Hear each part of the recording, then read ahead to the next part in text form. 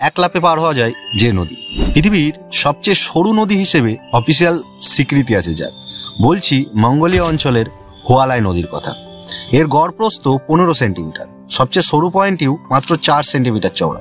তবে গুনে গুনে মাত্র 17 কিলোমিটার লম্বা এই নদীটি নদী হতে যেসব শর্ত মানতে হয় সেগুলো মেনেই নদীর মর্যাদা পেয়েছে হুয়ালাই। এক লাফে পার হয়ে যায় বলে এই নদীটিকে ছোট করে দেখার জো নেই, কারণ চীনা বিশেষজ্ঞদের মতে 10,000 বছর ধরে হুয়ালাইতে জলের প্রবাহ একই রকম রয়েছে। মাটির তলায় থাকা একটি স্রোত থেকেই এই নদীর উৎপত্তি।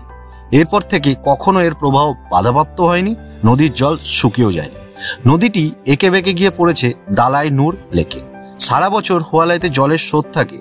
গভীরতা গড়ে 50 সেন্টিমিটার হলেও এর জল একদম স্বচ্ছ, যা দিয়ে আশেপাশে সেচের কাজ তো হয়, প্রায় বুনো প্রাণীরাও এসে স্রোত থেকে জল পান করে।